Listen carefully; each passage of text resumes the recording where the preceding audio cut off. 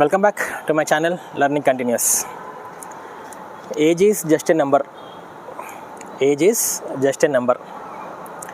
అన్న ఈ టాపిక్ ఎందుకన్నా ఇప్పుడు అంటే రేపు ఆ నెంబర్ రేపు నాది మారబోతుంది ఏజ్. సో సింపుల్గా మన భాషలో చెప్పాలంటే రేపు నా హ్యాపీ బర్త్డే. అంటే చిన్నప్పుడు అట్లా చెప్పుకునే వాళ్ళం కదా హ్యాపీ బర్త్డే అని. అందరి బర్త్డేనే కానీ హ్యాపీగా ఉండాలి కాబట్టి హ్యాపీ బర్త్డే. అయితే హ్యాపీ బర్త్డే అనగానే ప్రతి ఒక్కరికి ఒక్కొక్క జ్ఞాపకాలు ఉంటాయి.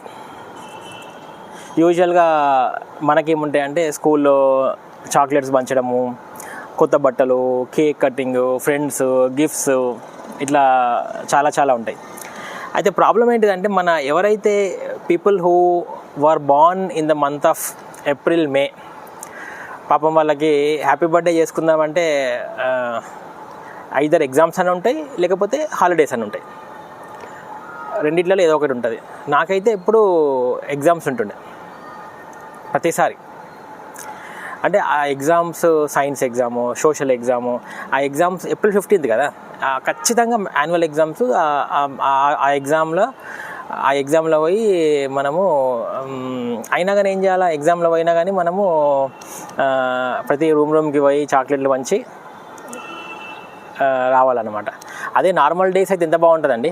నార్మల్ డేస్ అయితే స్కూల్లో హ్యాపీ బర్త్డే అనుకోండి, మనకి మంచిగా చాక్లెట్లు, బేసికల్లీ ఒక డబ్బా. అప్పట్లో నేనంటే basically I'm talking about 90s ఎట్లుండే అంటే ఇప్పట్లాగా 5 స్టార్ చాక్లెట్లు, ఏ స్టార్ చాక్లెట్లు కాదు. ఒక 50 రూపాయలు పెడితే ఒక పెద్ద ప్యాకెట్ వచ్చేది. ఇద్దరు న్యూట్రిన్ కానీ ఆశా కానీ గంతే, మహాలాక్టోనో, లాక్టో కింగో ఏవో అప్పట్లో కొన్ని ఉండేవి చాక్లెట్స్. ఇప్పుడు ఉండేది కూడా తెలియదు. ఇప్పుడైతే పిల్లలందరూ 5 స్టార్లు పంచుతారు, నాకు తెలుసు ఆ విషయము. అప్పుడు అట్లా ఉంటుండే కథ. ఆ చాక్లెట్లు తీసుకుపోయి పంచితే క్లాస్కి వెళ్తే మనతో పాటు మన క్లోజ్ ఫ్రెండ్ ఎవరైనా ఉంటే వాళ్ళు కూడా వస్తారనమాట బర్త్డేకి. ప్రతి క్లాస్కి వెళ్ళి టీచర్కి ఇచ్చినప్పుడు మనతో ఆ ఫ్రెండ్, నాకు ఇప్పటికీ అర్థం కాదు ఆ ఫ్రెండ్ ఎందుకో. అంటే ఆ రోజు ఎవరైతే వస్తాడో, ఎవరైతే అమ్మాయి వస్తారో, ఎవరైతే అమ్మాయికైతే అమ్మాయి, అబ్బాయికైతే అబ్బాయి వస్తారో వాళ్ళకి బెస్ట్ ఫ్రెండ్ అనమాట. అంటే అది డెఫినేషన్. ఇప్పుడు మస్తు నవ్వొస్తుంది, అంటే అది గుర్తు చేసుకుంటే చాలా నవ్వొస్తుంది. కానీ that was fun. And birthday రోజు టీచర్లు వీళ్ళు హోంవర్క్ చేసినా కొట్టద్దు అన్నట్టు. అరే టీచర్ కొడితే వాడు బర్త్డే ఉంది టీచర్ కొడుతుందా, ఆ టీచర్ ఇది ఇన్హ్యూమన్, టీచర్ ఇది ఇన్సెన్సిబుల్ అనమాట. అట్లా ట్రీట్ చేసేవాళ్ళం. అంటే వీడు హోంవర్క్ చేయకపోయినా కానీ ఆ టీచర్ ఏమనొద్దు, ఎక్సెప్షన్ అట్లా ఉండేది. అండ్ కొత్త బట్టలు అయితే కంపల్సరీ చిన్నప్పుడు.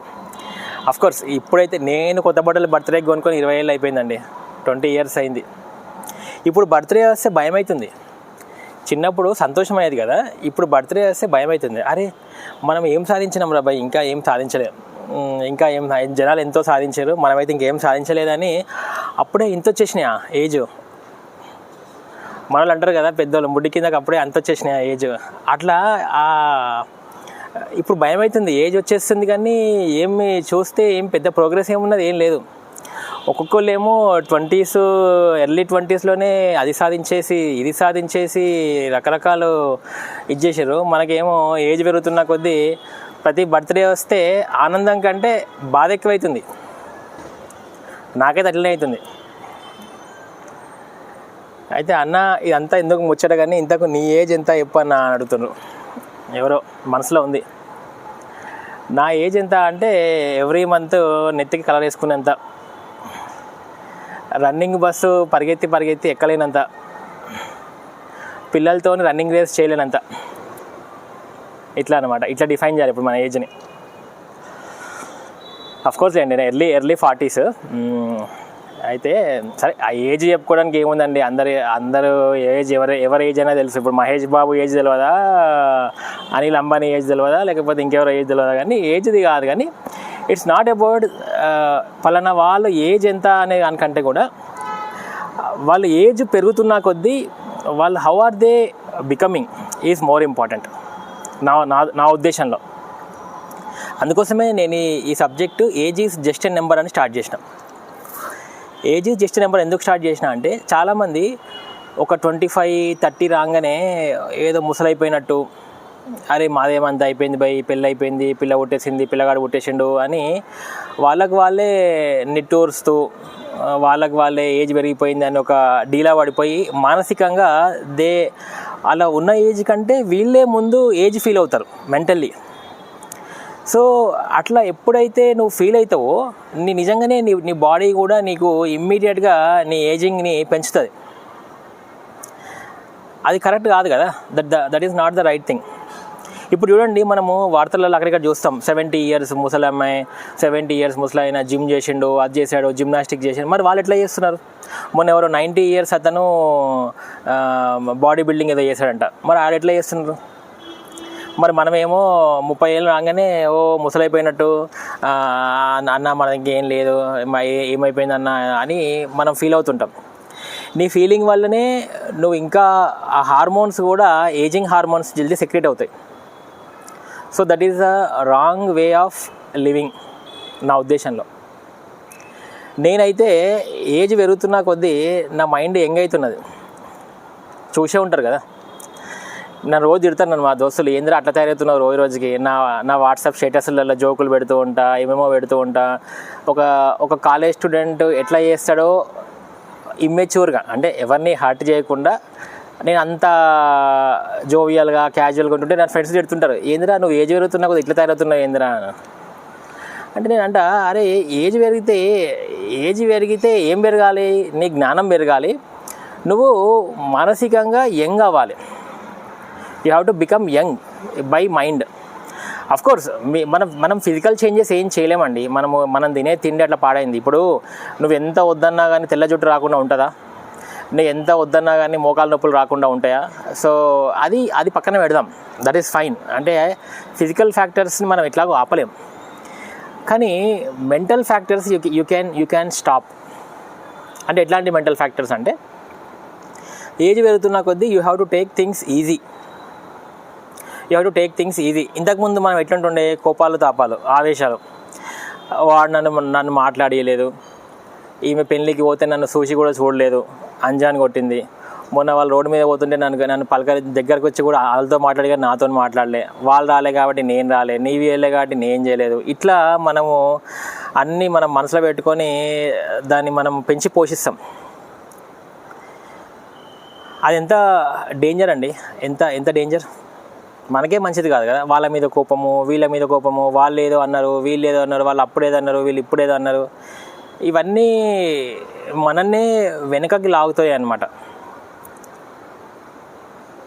ఎవరు ఏం చేస్తే మనకేంది అని అనుకున్నాం అనుకో, ప్రశాంతంగా ఉంటుంది లైఫ్. అంటే నేను ఏమంటా అంటే లెస్ ఎక్స్పెక్టేషన్ అంటే అవతల వాళ్ళ దగ్గర నుంచి కాదు, అంటే ఎవరో థర్డ్ పర్సన్ దగ్గర నుంచి. ఇప్పుడు మనం రోడ్డు మీద పోతున్నామండి, అవతలోడు ఎవడో నాకు తెలియదు, వాడి దగ్గర నుంచి అలా ఎక్స్పెక్టేషనే ఉండదు. ఎప్పుడు లెస్ ఎక్స్పెక్టేషన్ అంటే నీ క్లోజ్ వాళ్ళే నీకు ఎప్పుడైతే నీకు ఏం చెయ్యరో అప్పుడు నువ్వు ఫీల్ అవ్వద్దు. That is called zero expectation. నువ్వు ఎక్స్పెక్ట్ చేస్తావు, అరే వాడు నాకు మస్తు క్లోజ్ రా, నేను మనకు అంత చేసినా ఇంత చేసినా, లేకపోతే ఆమె నాకు అంత క్లోజ్, లేకపోతే నా భార్యకి నేను ఇంత చేసినా, నా భర్తకి నేను అంత చేసినా కానీ వాళ్ళు కదా కరెక్ట్ టైం రాగానే నాకు హ్యాండ్ ఇచ్చారు, నాకు చేయలేదు అని మనం చాలా సందర్భాల్లో ఫీల్ అవుతూ ఉంటాం. అది that is called less expectation or zero expectation. ఇది తీసేసినాం అనుకోండి, మైండ్లో ప్రశాంతంగా ఉంటుంది. అమ్మ ఎవడు మనకి ఏం చేయకపోయినా, ఫర్ ఎగ్జాంపుల్ నువ్వు ఇంటికి పోయినావు, నువ్వు నీ భార్యని అన్నం పెట్టావు అన్నావు, పెట్టలేదు, పోయి నువ్వు పెట్టుకొని వచ్చి తిన్నావు అనుకో, గొడవనే ఉండదు. అదే నువ్వు కూర్చొని నేను డే అంతా పని చేసి వచ్చినా, నువ్వు ఏం చేసినావు, ఇంట్లోనే పొద్దున్నుంచి ఇంట్లోనే ఉన్నావు కదా, నాకు అన్నం పెట్టావా, ఇట్లా మనం పెట్టుకున్నాం అనుకో, ఇక అది 1కి 2, 2కి 4, 4కి 100 అవుతాయి. అది నేను చెప్తుంది. సో అది మనం పోగొట్టుకోవాలండి. ఎప్పుడైతే దిస్ ఈగో అంటాం కదా, దిస్ ఈగో కానీ దీన్ని మనం ఏమంటామంటే, దీనికి సందర్భోచితంగా మనం పేర్లు పెడతాం. ఒకసారి ఈగో అంటాము, ఒకసారి సెల్ఫ్ రెస్పెక్ట్ అంటాము, ఇంకోసారి ఇంకేదో అంటాం. అఫ్కోర్స్ సెల్ఫ్ రెస్పెక్ట్ ఉండడం మంచిదే, కానీ ఎప్పుడైతే ఆ సెల్ఫ్ రెస్పెక్టు ఒక స్టేజ్ని దాటితే ఏమవుతుందంటే అది ఈగోగా తయారవుతుంది. అయితే ఆ థిన్ లైన్ తెలుసుకోవడమే ముఖ్యం కదా. ఇప్పుడు ఏది సెల్ఫ్ రెస్పెక్ట్, ఏది ఈగో అనే ఒక పాయింట్ని తెలుసుకోవడమే నీ యొక్క విచక్షణ, నీ జ్ఞానం వచ్చినట్టు. మళ్ళీ చెప్తున్నా, ఏది సెల్ఫ్ రెస్పెక్ట్ చాలా ఇంపార్టెంట్ అండి. ప్రతి ఒక్కరికి సెల్ఫ్ రెస్పెక్ట్ ఇంపార్టెంట్. ఆత్మగౌరవం అంటారు కదా, నీకు ఉండాల్సిన ఇండివిజువాలిటీ అని సెల్ఫ్ రెస్పెక్ట్ అది కంపల్సరీ ఉండాల్సిందే. నేను మన ఎగ్జాంపుల్ ద్వారా చెప్తా. మన టీజీపీఎస్సీ అంత చదివినాం మనం ఎగ్జామ్. నేను ఎగ్జామ్ కాల్ పేపర్ ఇచ్చి వచ్చిన. ఎందుకు అంటే అది ఈగోకి పోలే. నేను కానీ నా ఫ్రెండ్ యోధను, శశి, మేమందరం we did not go with the for ఈగోకి పోయి మేము పేపర్లు ఇచ్చి ఖాళీకి ఇచ్చి రాలే. మేము సెల్ఫ్ రెస్పెక్ట్ని తీసుకున్నాం, ఇంటిగ్రిటీ. మనకంటూ ఒక వాల్యూ ఉంది. నువ్వు ఇంత కష్టపడ్డావు, ఇంత హార్డ్ వర్క్ చేసినావు, కానీ నువ్వు ఎంతైతే హార్డ్ వర్క్ చేసినావో అంతే లెవెల్లో వాళ్ళు కూడా సక్రమంగా నిర్వహించాలి అన్న ఒక ఉద్దేశంతోనే మేము ఆ ఎగ్జామ్ వదిలేసినాం తప్ప మాకేది ఈగోకి తీసుకొని చేయలేదు. It is all because of the self respect, individuality. అంటే నువ్వు నమ్మిన వాల్యూస్ అన్నమాట. నువ్వు నమ్మిన వాల్యూస్, దానికి కట్టుబడి ఉండడం ఇది చాలా ఇంపార్టెంట్. అయితే ఇది మారితేనే ఈగోగా మారుతుంది. అది ఈగోగా మారి ఎక్కడికో పోతుంది, అది రచ్చ అవుతుంది అనమాట. అట్లా సో అల్టిమేట్గా నా పాయింట్ ఏంటంటే, ఏజ్ పెరుగుతున్న కొద్దీ మీరు మానసికంగా యంగ్ అవ్వండి, ఎక్సర్సైజ్ చేయండి, ఫిజికల్ ఎక్సర్సైజ్ చేయండి. అండ్ ఫిజికల్ ఎక్సర్సైజ్తో పాటు మెంటల్ ఎక్సర్సైజ్ ఇది కూడా ఆల్సో చాలా ఇంపార్టెంట్. ఇందాక చెప్పినట్టు ఎప్పుడైతే నేను మెంటల్ ఎక్సర్సైజ్ అంటే ఎట్లా అంటే దానికి ఏమి బయట నరాలు తీసి మనం ఏం చేయం. మెంటల్ ఎక్సర్సైజ్ అంటే పర్సనాలిటీ డెవలప్మెంట్ క్లాసెస్కి వెళ్ళడం, మంచి సత్సంగంలో కూర్చోవడం, మంచి వాళ్ళతో మాట్లాడము, ఏది మంచి ఏది చెడు తెలుసుకోవడము, దాన్ని ఇంప్లిమెంట్ చేయడం. That is called mental exercise. Physical ఎక్సర్సైజెస్కి జిమ్స్ ఉన్నాయండి, మెంటల్ ఎక్సర్సైజెస్కి జిమ్స్ ఏం లేవు. నీ మెడిటేషనే జిమ్. ఒక మంచి వ్యక్తితో పరిచయం కావడమే నీ మెంటల్ ఎక్సర్సైజ్ అవుతుంది అనమాట. ఇంకా వేరే ఏమైనా ఉంటాయా మెంటల్ ఎక్సర్సైజెస్కి? ఇంకా ఏముండవు అట్లా. సో ఇవి ప్రాక్టీస్ చేయండి. ఇది ఎంత ఎర్లీగా అంటే మన లైఫ్లో ఎంత ఎర్లీగా మనం ఇది ప్రాక్టీస్ చేయడం స్టార్ట్ చేస్తామో మన లైఫ్ అంత సుకూన్ ఉంటుంది, కూల్ ఉంటుంది. ఇప్పుడు కొంతమంది చూడండి, ఎప్పుడు చూసినా అగ్రెసివ్ ఉంటారు. మాట్లాడితే కస్సు బుస్సు అంటుంటారు. అంటే వాళ్ళు ఎప్పుడు చూసినా కానీ వాళ్ళ మైండ్లో ఏదో క్యారీ చేస్తూ ఉంటారు. మైండ్లో ఆ కోపము, ఈ కోపము, వాడి లైఫ్లో జరుగుతుంది, వాళ్ళ అమ్మ ఇట్లంది, నాన్న అట్లండు, పెళ్ళాం అట్లంది, గర్ల్ ఫ్రెండ్ ఏదో ఒకటి, ఏదో పెంట అది ఎప్పుడు కనబడుతుంది వాడి లైఫ్లో. ఆ మనుషులను చూస్తేనే చికాకులేస్తుంది. మనం అనుకుంటాం కదా, ఇంగ్లీష్లో దానికే లాంగ్ ఫేసెస్ అంటారు. Long face. ఆ తెలుగులో ఏమంటారంటే, మన తెలంగాణ భాష చెప్పంటే దొడ్డు మొహం అంటారు. ఎప్పుడు చూసినా వాడి మొహం ఇంత దొడ్డు ఉంటుంది. అంటే వాడి ఫేస్లో స్మైలే ఉండదు, ఏదో సీరియస్నెస్ నియమతో. ఎప్పుడు చూసినా ఏదో కొంపలు మునిగిపోయినట్టు, ఏదో ఆలోచిస్తూ. అదే అదేం సినిమా అండి, మహేష్ బాబుది బ్రహ్మ ఉంది కదా రీసెంట్గా, అందులో రావు రమేష్ గుర్తొస్తలేదండి, బ్రహ్మానందమా ఇది సినిమా ఉంది కదా మహేష్ బాబుది, ఘోరంగా ఫ్లాప్ అయింది కదా, శ్రీకాంత్ అడ్డాల మూవీది. అట్లా దాంట్లో రావు రమేష్ ఉంటాడు కదా, ఎప్పుడు ఏదో కోల్పోయినట్టు. అట్లా ఉంటే మీతో కూడా జనాలు మాట్లాడడానికి ఇష్టపడతారా అంటే నీ పిల్లలు కూడా నీ దగ్గర రారు.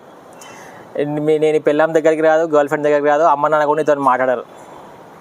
అదే నువ్వు యంగ్ ఉండు, అందరూ if you are approachable, young అంటే యంగ్ మైండ్లో ఉండాలి.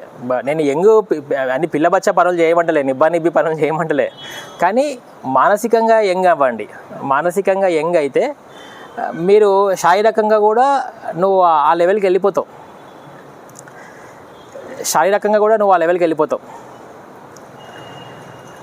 అని నాకు అనిపిస్తుంది. అంటే ఇప్పుడు నేను నా లైఫ్లోనే చూసిన. నన్ను చాలామంది మన యూట్యూబర్ ఫ్రెండ్స్ అంటారు, ఇప్పుడు నేను చెప్పినా కదా 40, అంటే నన్ను ఉత్తగా అంటారో ఆట వస్తే తెలియదు, కానీ అన్న నువ్వు 40s లాగా ఉండవన్నా, ఎర్లీ 30s లాగా ఉంటావన్నా అంటారు. జోక్ చేస్తారో నాకు తెలియదు, కానీ అట్లా అది అన్నా కానీ నాకు మంచిగా అనిపిస్తుంది. సరే వాడికి అనిపించిందో లేదో నాకు తెలియదు, కానీ just that statement it self makes me happy.